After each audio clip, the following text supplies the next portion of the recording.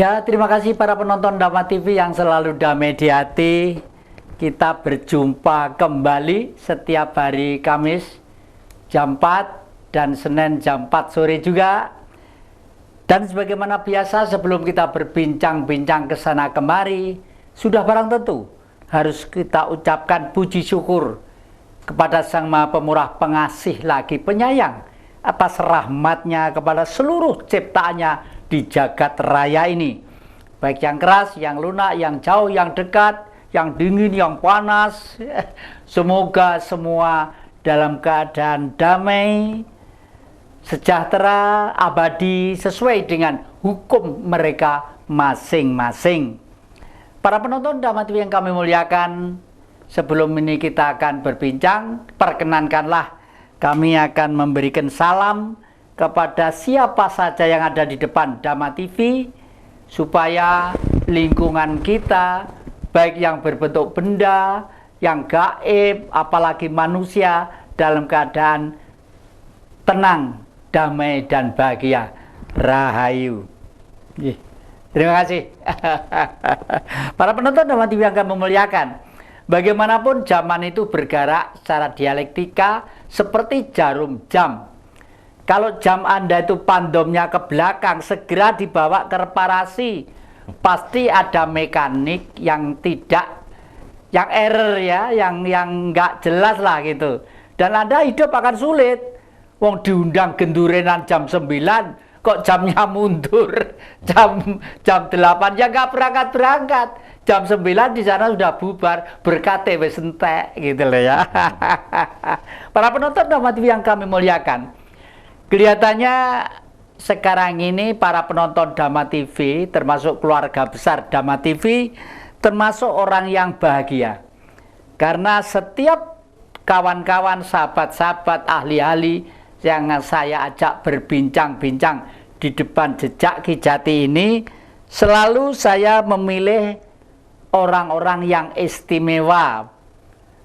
Kadang-kadang meskipun dia itu tidak berpendidikan, asal bisa ngomong, asal pola pikirnya masih jelas, juga kami ajak ke sini. Kadang-kadang penarik becak pun, kalau perlu dipelajari hidupnya, saya ajak ke sini juga ya. Para penonton Dhamma TV yang kami muliakan, saat ini kami membawa seorang dosen ya, seorang dosen dekan ya, bahkan dekan di salah satu perguruan tinggi pasca sarjana. Dan beliau itu tidak sekedar dosen ya, dosen itu bahasa di perguruan tinggi. Kalau di umum namanya guru ya. Guru itu digugu dan ditiru ya. Yang digugu apanya? Yang ditugu ilmunya. Yang ditiru apanya? Sifat karakter dan perilakunya. Karena seseorang itu mempunyai ilmu yang sering diajarkan. Nah, yang satu ini ilmunya ya ada, pelaksanaannya ada, bahkan beliau itu adalah dosen terbang ya, kadang-kadang ngajar di Lombok, kadang-kadang di Bali, bahkan kadang-kadang di Australia, kadang-kadang di Selandia Baru.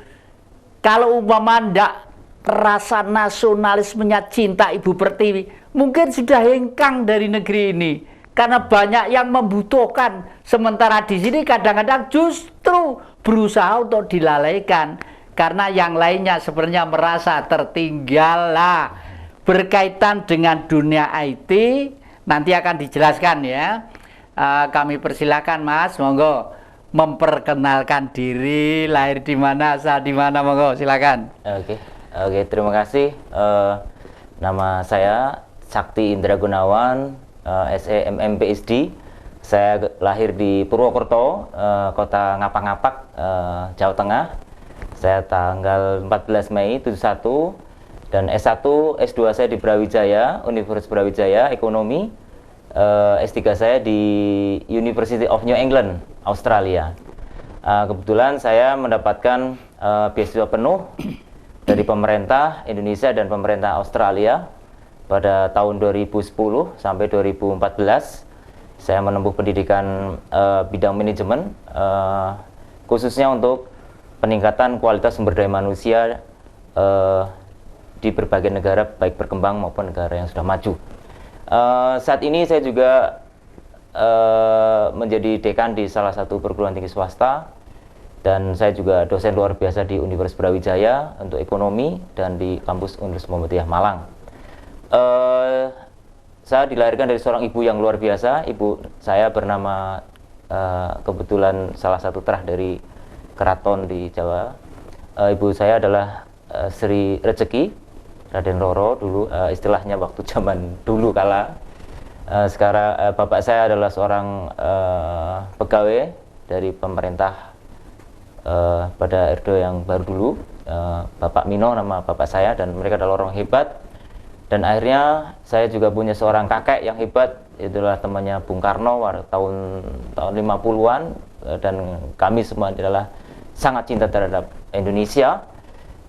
Bapak dan kakek saya mengajarkan bahwa cinta terhadap Indonesia itu jauh lebih penting daripada sebuah nilai materialisme, di mana saat ini kebanyakan para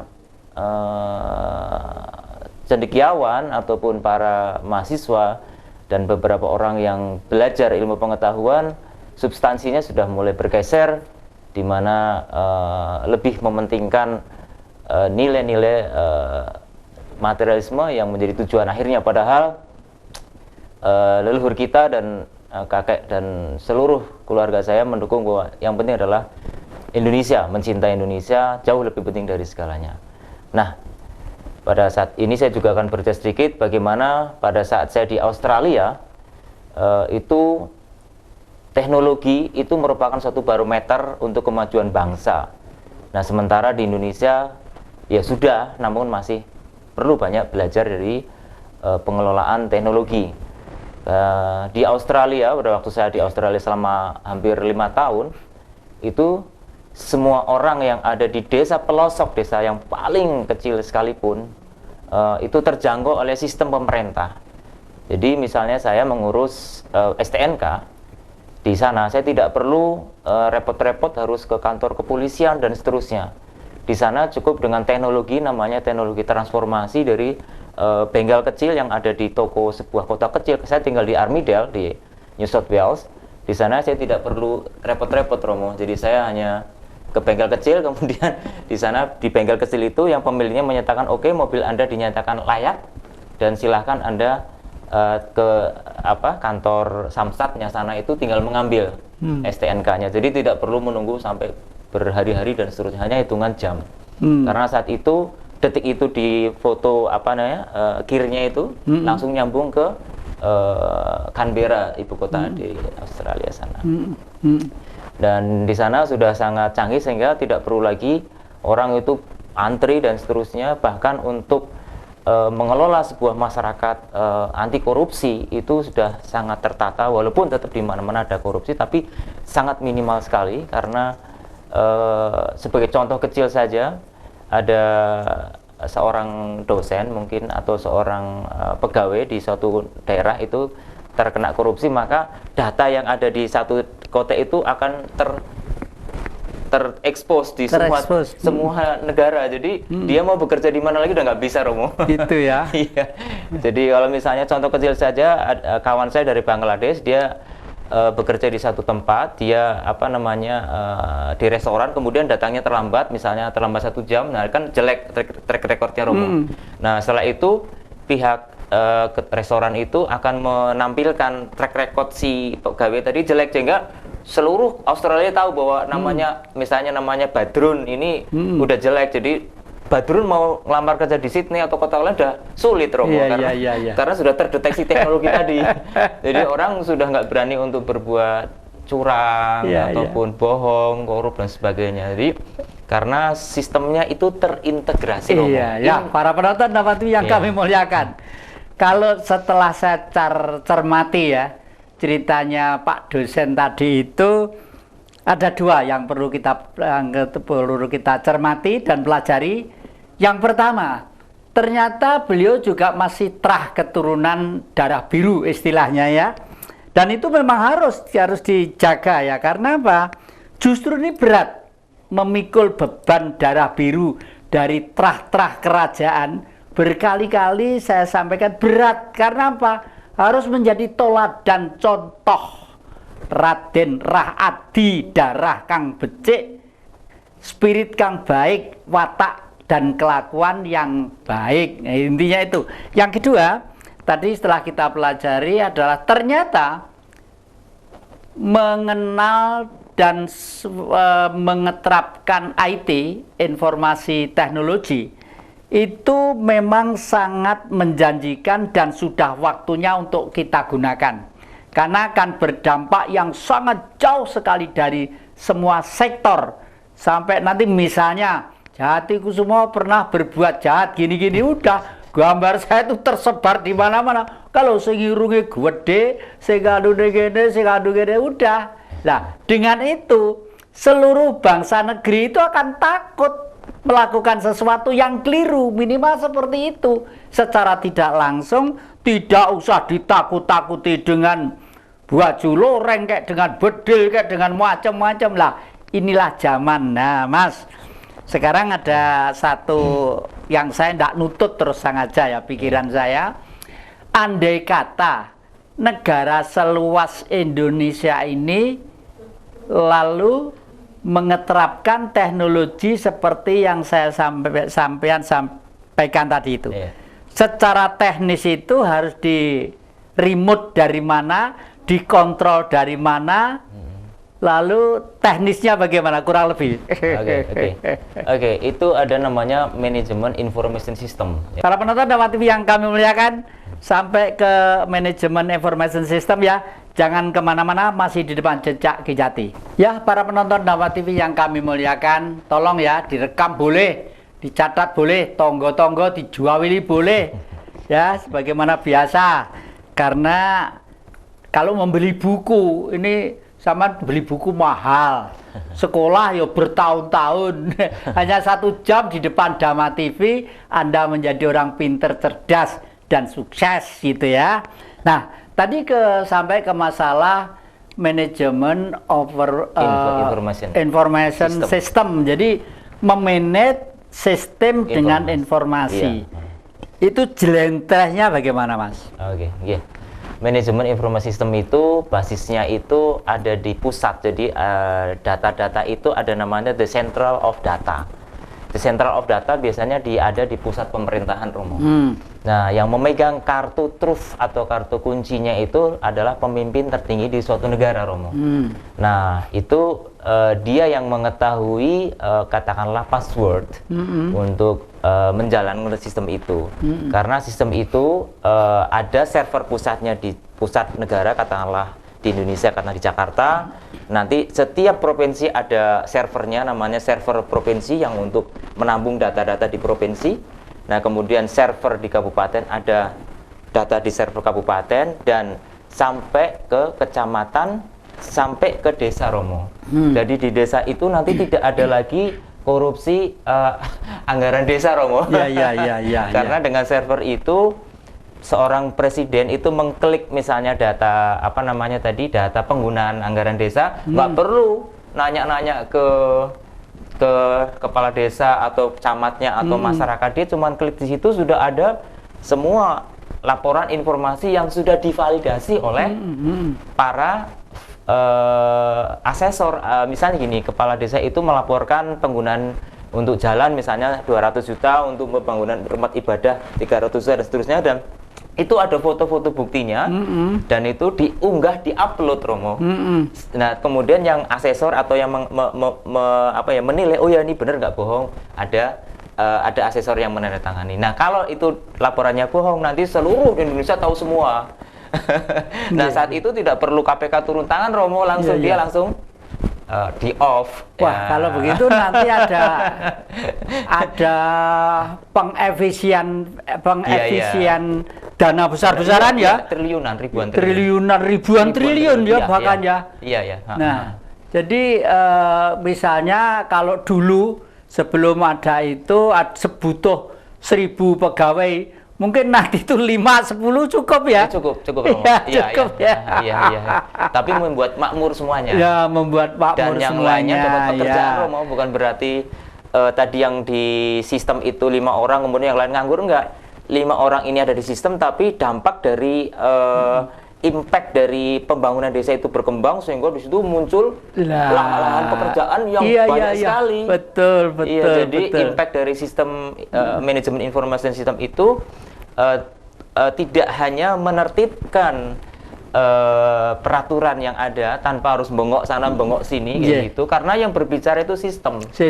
Iya, jadi sudah terkunci. Jadi misalnya katakanlah misalnya di WhatsApp ya, kita misalnya di WhatsApp kalau ada yang istilahnya sudah keluar dari rel grupnya WhatsApp kan dikeluarkan. Itu kan sistem itu. Jadi dan seluruh anggota tahu, oh ini dulu sudah pernah melakukan pelanggaran di grup WhatsApp ini, pantas dia dikeluarkan. Nah, sistem. Jadi dan yang dikeluarkan itu nggak merasa sakit hati karena sudah tahu aturan dari sistem itu. Nah, sama dengan manajemen informasi dan sistem itu semua nanti akan di server sampai, dan semua warga negara Romo nanti HP-nya itu bisa langsung mengklik dan menilai kepala desanya Romo. Jadi jadi tidak perlu pemerintah pusat gimana kepala desa kamu baik nggak, oh nggak perlu kayak gitu, langsung dari pihak warga di desa itu, oh ini kepala desanya bagus, sudah gini-gini, nanti itu masuk ke sistem informasi di server di desa itu. Nah, server desa itu bisa langsung detik itu juga dibaca oleh semua server di desa di Jawa, di Kalimantan, di mana, oh kepala desa ini bagus banget, ternyata karena membantu orang lain, menolong orang miskin. Seperti kapan hari Minggu kemarin pada waktu kakek dengan sampean ceramah di suatu tempat, saya yang namanya Tlogomas itu kan lupa. Lu tanya Mbah Google Tlogomas, langsung ditonton. Ditonton ya. Jadi memang waduh, teknologi itu memang dahsyat sekali lah. Menurut penjenengan, negara-negara yang sudah melaksanakan itu dan mendekati sukses sebagai suatu negara pada umumnya, dalam pengertian filosofis dan ideologis, di mana kira-kira Mas? Kalau saya, karena saya sudah di berbagai negara ya, Singapura, Malaysia, Australia, dan beberapa negara lain, yang saya lihat di Southeast Asia atau Asia Tenggara ini memang yang paling kuat itu di Singapura. Karena sistem informasinya, walaupun itu kotanya sangat kecil, tapi sangat terdeteksi sekali. Setiap bahkan sampah yang ada di jalan itu kelihatan di layar televisi, Romo. Jadi misalnya polisi nggak perlu repot-repot untuk menangkap, tapi sistem itu langsung melaporkan ke server di pusatnya itu, sehingga nanti langsung ada hukuman untuk orang yang membuang sampah di jalan. Jadi di sana orang tidak berani membuang sampah sembarang karena dihukum berapa puluh juta dan seterusnya. Jadi berani merokok juga gitu. Dan termasuk di koruptor-koruptor di Singapura kan nggak berani lagi, karena begitu sudah terdeteksi, maka semua yang terlibat dalam koruptor itu, termasuk istrinya, anaknya, itu akan dimiskinkan, Romo. Oh, dimiskinkan? Iya, jadi dijadiin gelandangan kalau di Singapura. Gitu ya? Iya, tidak dibunuh. Undang-undang di sana tidak memperkenankan untuk dibunuh kayak di Cina kan bisa digantung. Kalau di Singapura itu dimiskinkan. Misalnya istrinya seorang dokter, maka izin praktek dokternya dicabut. Nah, karena dicabut ya dia miskin karena nggak punya penghasilan. Anaknya seorang dosen.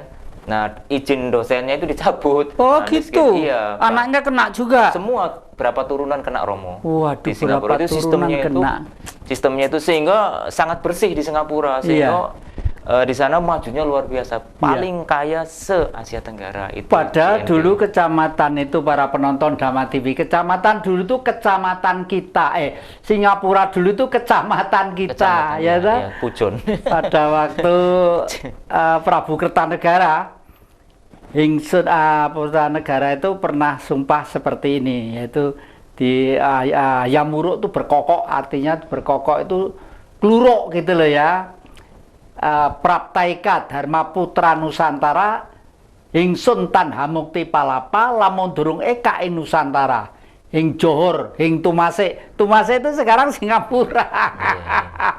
Hing Ternate Hing Tidore Gurun itu Australia. Dulu juga milik kita gitu lah. Itu semua menjadi ambiar, oke lah, asal kita itu tidak terus menghadapi satu kehancuran, kemunduran, satu-satunya jalan adalah menjemput IT tadi itu. Lah Mas, lalu kemarin di dalam ceramah itu kalau nggak salah kalau sudah IT itu sudah tidak mengenal nasionalisme, itu artinya apa, Mas? Ya, kalau sistem IT kan information and technology itu kan semua orang yang ada di sebuah negara itu kan sama perlakuannya, Romo. Jadi kalau misalnya misalnya Aljazair, orang Amerika yang ada di Indonesia melakukan salah, kan sistemnya akan mendeteksi, Romo. Ya sudah, berarti dia juga misalnya dihukum atau diberi hadiah. Misalnya dia seorang Amerika menolong anak di jalanan, kemudian di sistem yang tadi saya sebut integrated system tadi itu melaporkan, kan jadi setiap negara, baik orang Indonesia maupun warga lain yang ada di Kota Malang, kemudian pada detik ini juga menolong seekor kucing di jalan misalnya lagi ketabrak atau apa, kemudian dia karena dia punya ID-nya itu kayak kita di login di WhatsApp itu kan kita bisa ngomong aku hari ini menolong kucing, kemudian buktinya diunggah. Nah, detik itu juga dari pemerintah pusat akan menghargai, memberikan penghargaan, Romo, berupa sertifikat. Seperti saya waktu di Australia, walaupun saya orang Indonesia, tetapi karena waktu itu kami membantu panti jompo di sana, membantu orang-orang tua dan sebagainya, merawat, ikut membantu, kami diberi sertifikat. Gitu. Jadi tidak peduli saya itu orang Australia atau saya bukan orang Australia, jadi universal. Jadi universal. Sehingga kembali lagi tadi, sistem IT itu tidak mengenal adanya kamu dari mana, yang penting IT itu bisa, yang penting menjadi orang-orang yang baik, saling menolong, kemudian terjadi sebuah peningkatan kekuatan untuk menjadi sesuatu yang lebih unggul, bukan hanya otaknya tapi juga anggah ungguhnya atau moralnya, karena ternyata negara yang maju itu semakin angga ungguh, Romo. Jadi semakin sopan, semakin menghormati, seperti di mana Singapura dan sebagainya, di Australia mereka lebih istilahnya dengan sistem, walaupun kadang-kadang mereka juga melanggar tapi kan takut sistem. Karena di mana-mana itu di pojok-pojok pohon itu ada CCTV, Romo. Jadi kecepatan kita lebih dari 100 km per jam, nggak peduli dia itu orang Indonesia, nggak peduli bupati, wali kota, presiden, melebihi kecepatan itu ya tetap sistem itu kena. Nah, sehingga sistem itu memang nasionalisme tetap harus ada, Romo.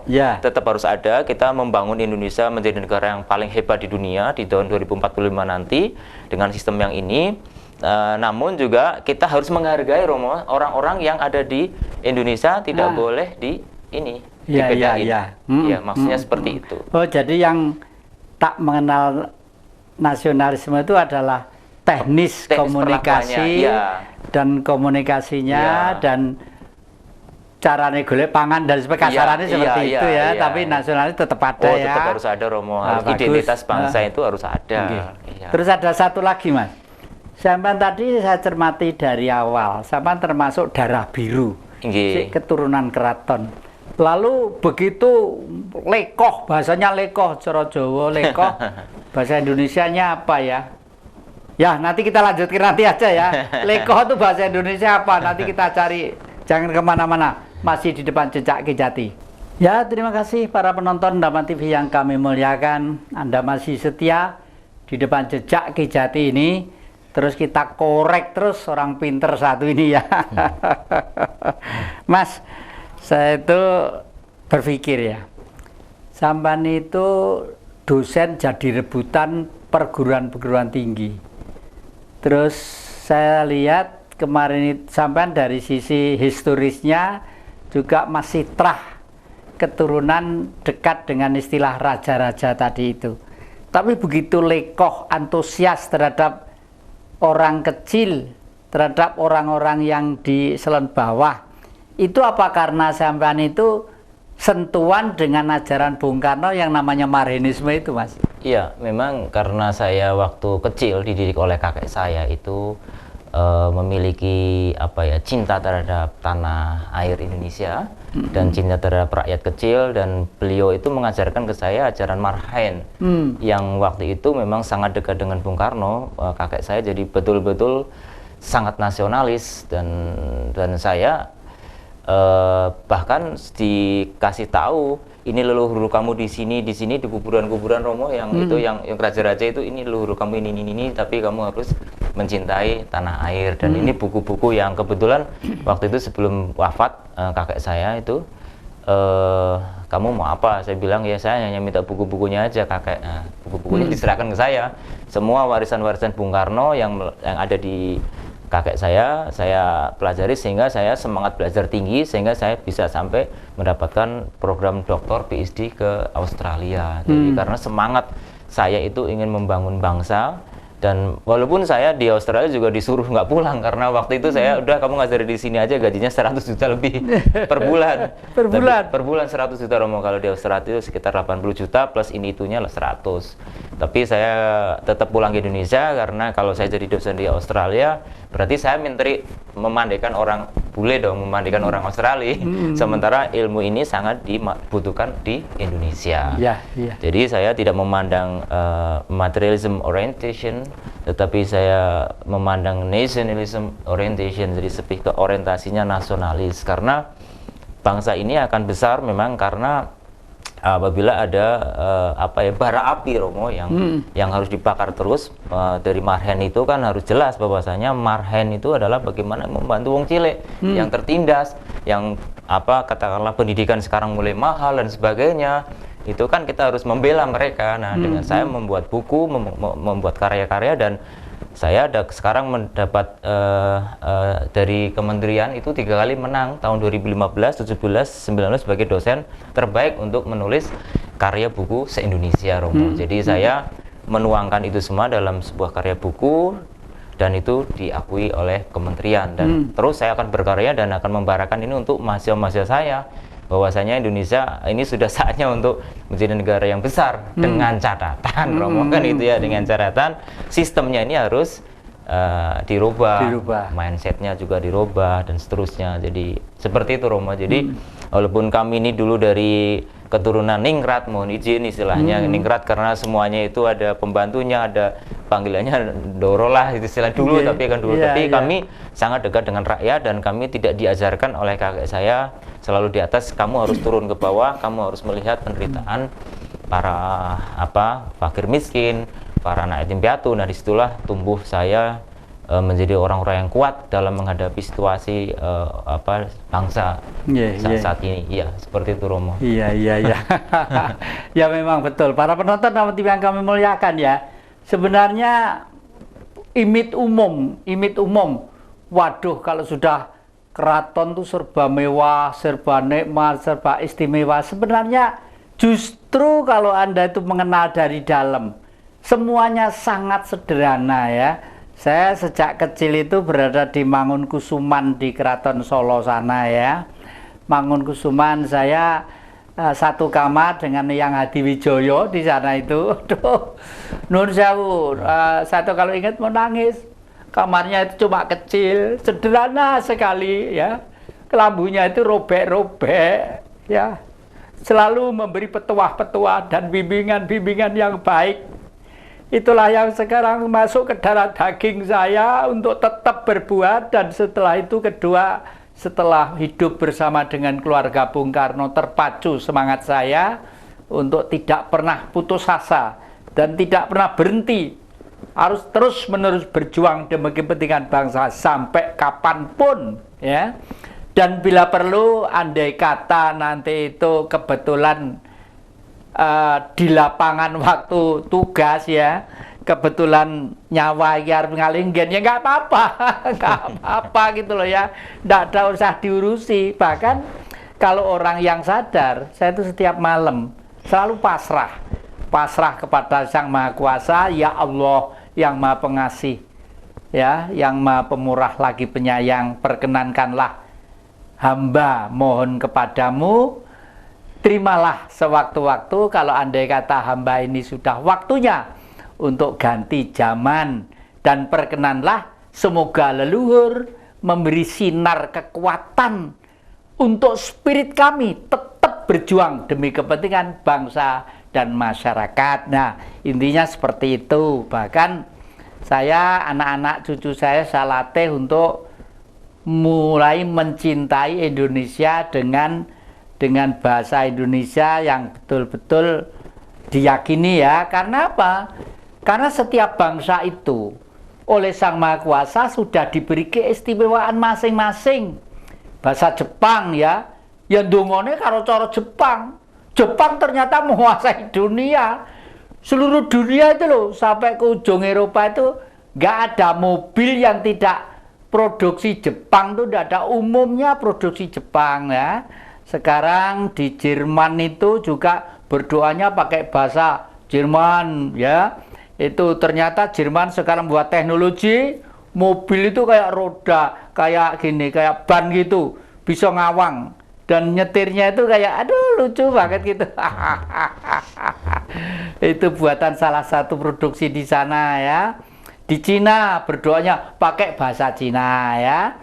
Bahasa menurut agama Anda masing-masing tidak apa-apa, tapi ya untuk generasi tolong diyakinkan bahwa bahasa kita pun mandi.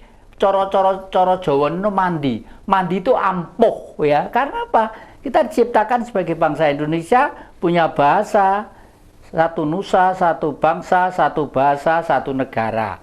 Udah jelas ya. Itu harus pelan-pelan kita tanam. Itu termasuk penanaman nasionalisme terhadap bangsa kita gitu. Nah, Mas, terus kira-kira marhenisme itu kalau kita kaitkan dengan teknologi informasi tadi itu relevansinya di mana, Mas, kira-kira? Iya, itu sudah merupakan suatu integrated ya. Integrated itu terintegrasi. Sebuah bangsa itu maju apabila punya nationalism spirit kan itu.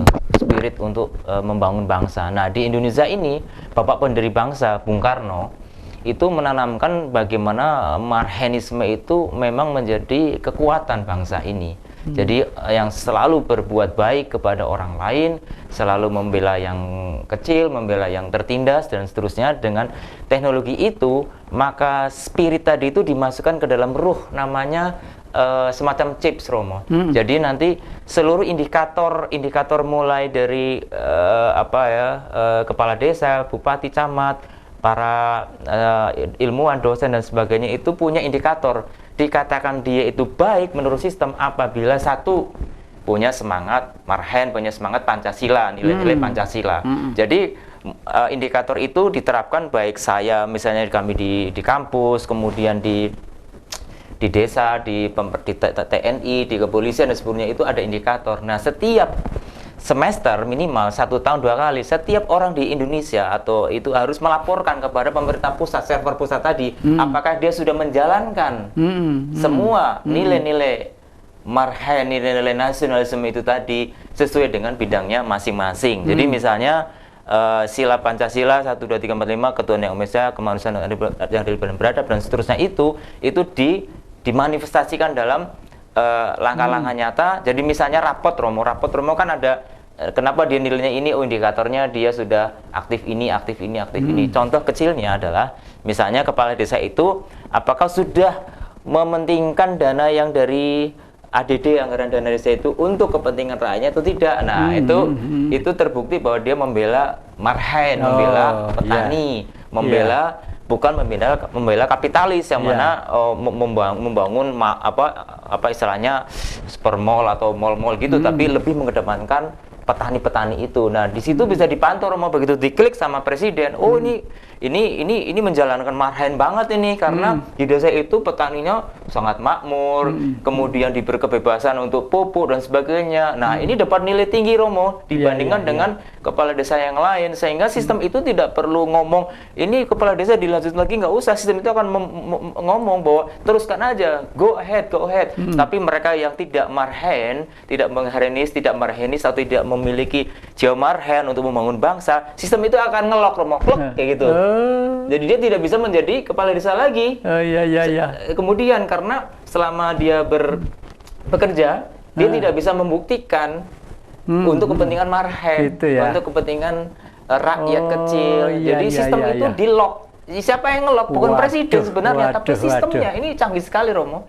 Karena itu tadi saya sudah cerita tadi dari Australia, seorang jaksa agung aja, dia itu naik mobil kemudian ada alkohol, dia ada alat pendeteksinya, nggak bisa bohong. Oh ya, memang ini teknologinya bisa mendeteksi bahwa dia itu, sehingga langsung aja walaupun jaksa agung ya udah kena kena hukuman Romo. Jadi Kena tidak hukuman. memandang siapa dia gitu. Iya, Jadi iya. nah sistem yang dibangun ke depan ini, Indonesia ini akan membangun Indonesia menjadi negara yang paling maju di dunia Romo, superpower yang akan membangun lagi kejayaan Indonesia seperti kerajaan Majapahit dan bahkan seperti zaman-zaman sebelum Masehi dulu, sehingga menjadi pusat peradaban dengan sistem yang terintegrasi berbasis marhen, berbasis nationalism orientation. Begitu Romo. Nggih. Lah, para penonton dan TV yang kami muliakan, kelihatannya memang menarik banget ya. Kakek ini udah tua, jadi mendengarkan itu setengah tercengang, setengah bingung, setengah berpikir macam-macam lah. Jangan kemana-mana, masih di depan Jejak Kejati. Ya, terima kasih para penonton Dhamma TV yang kami muliakan, mengikuti ceritanya sang dosen senior dan pelopor ini ya. Ini memang, waduh, kita agak tegang sedikit ini ya. Silakan minum kopi atau apa gitu ya, atau beras kencur gitu, monggo-monggo. Nah, ini ada beberapa pertanyaan Mas yang mungkin perlu disampaikan. Mengingat bangsa Indonesia itu arealnya luas, lapangannya, media alamnya juga berbeda dengan negara-negara yang satu lahan, Australia satu lahan, Amerika satu lahan, daratan Cina pun satu lahan, Eropa pun satu lahan. Lah, Indonesia itu antar kecamatan aja kadang-kadang harus naik pesawat, naik perahu berhari-hari gitu. Itu, dan saya yakin juga bahwa dengan sistem tadi itu akan cepat terintegrasi dengan mudah dan baik karena teknologi tidak mengenal ruang dan waktu ya. Itu. Lalu sekarang ada satu pertanyaan. Untuk merubah sistem seperti itu, menurut pengamatan Anda, pelaku-pelaku politik dan kenegaraan di negeri kita itu sudah siap atau belum? Ya, terima kasih, pertanyaannya luar biasa. Semua itu tergantung kepada niat atau mindset kita. Jadi para politisi saat ini yang sudah bagus sebenarnya banyak Romo. Jadi tetap ada orang-orang baik di negeri ini, tetap banyak kok sebenarnya. Saya optimis. Walaupun mereka memang belum mengarah ke yang ini tadi, sistem yang kita bicarakan ini.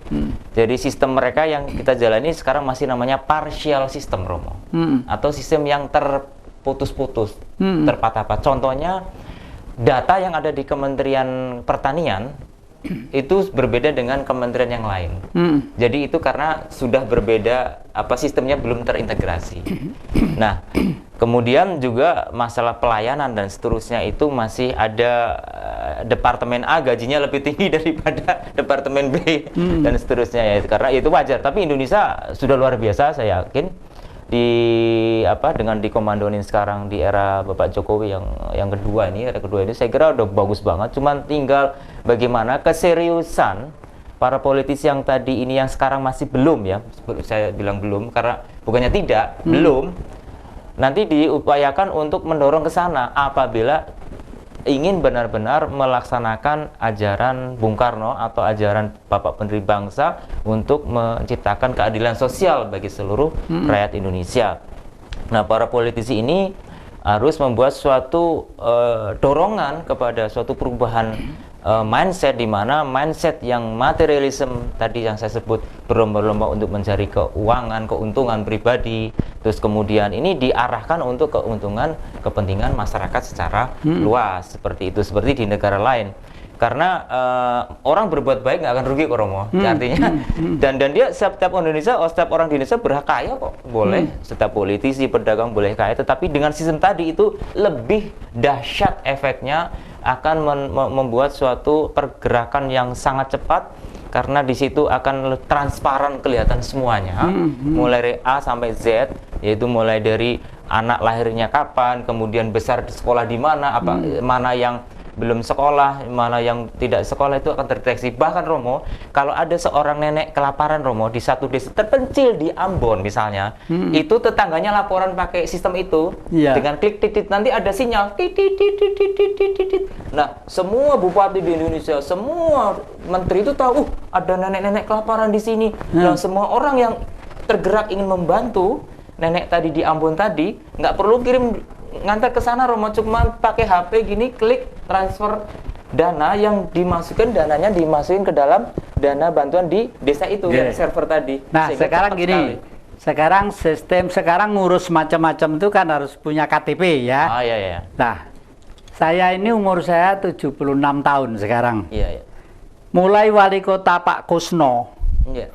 tahun berapa itu ya, seluruh wali kota sampai yang terakhir ini, saya termasuk warga kota yang aktif. Loh sekarang ini loh, dengan sistem yang konvensional, ngurus KTP itu nggak selesai harus ke sana, harus kemari, sampai kapan hari itu dioprok di pinggir jalan saya itu nggak kuat kaki saya itu.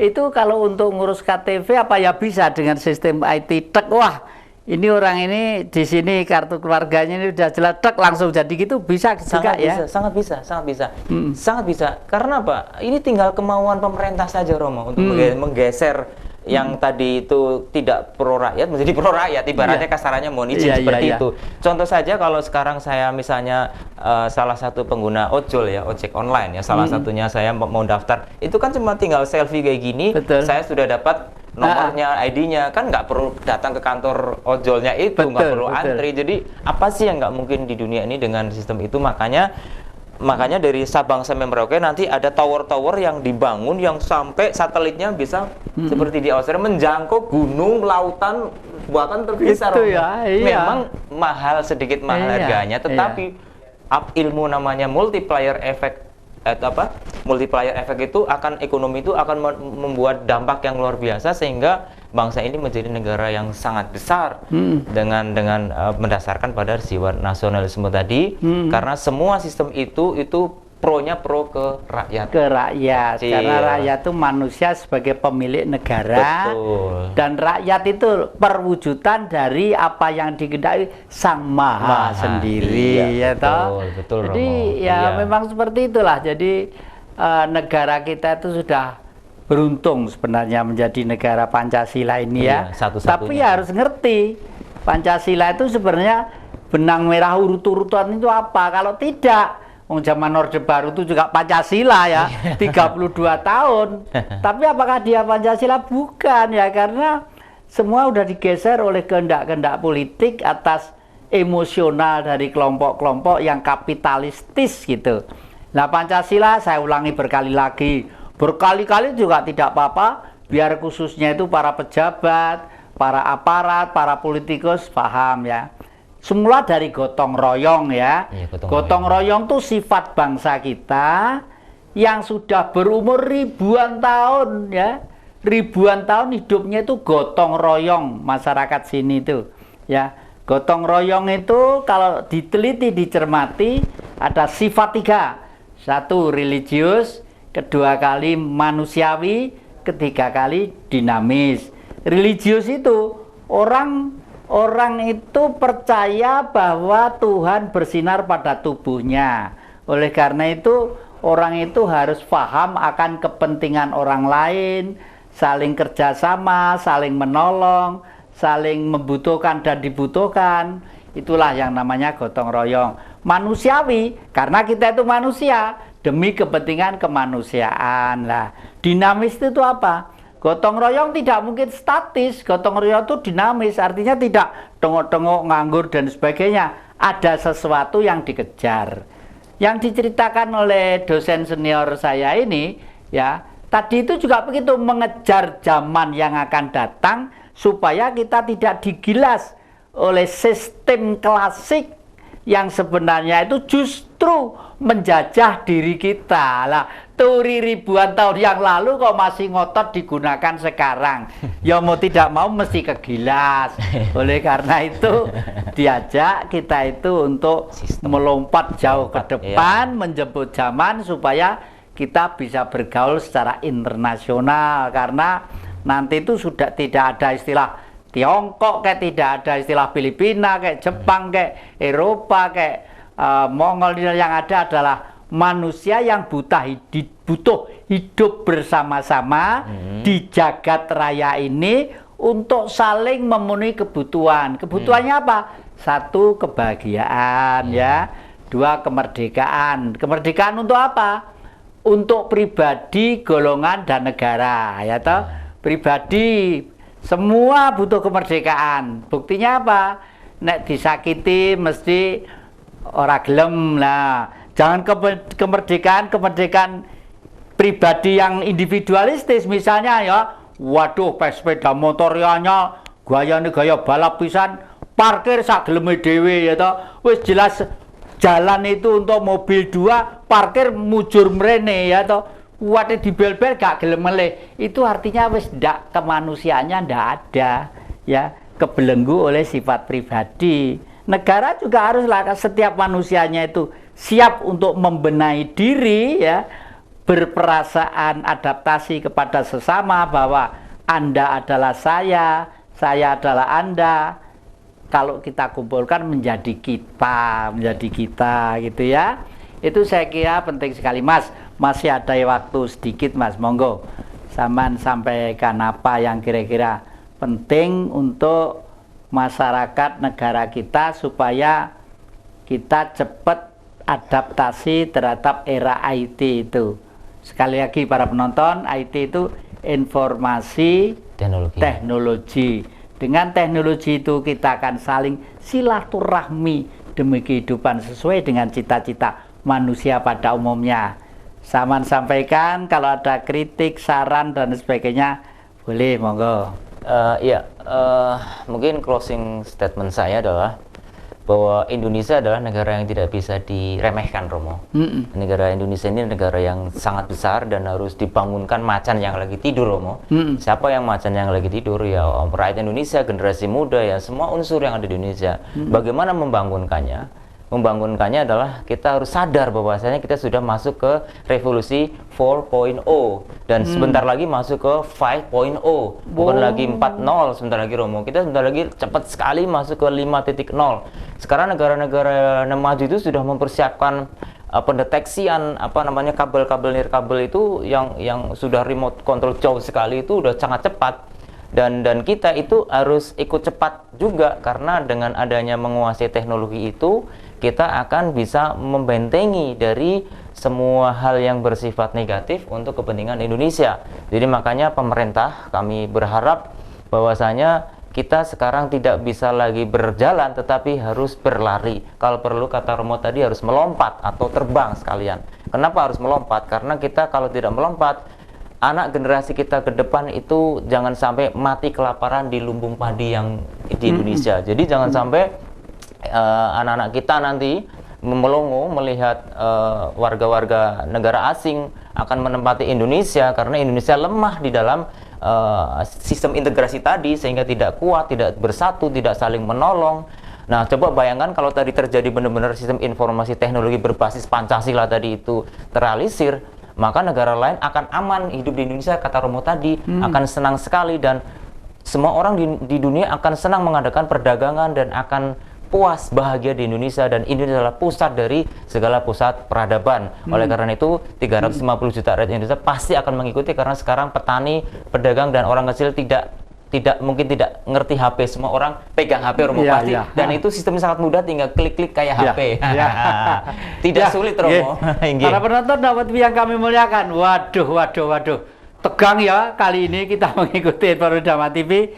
Orang pinter ini nanti masih kita terus kita manfaatkan, memberikan teknik-teknik mungkin yang kecil-kecil, bagaimana keluarga harus memulai dan lain sebagainya.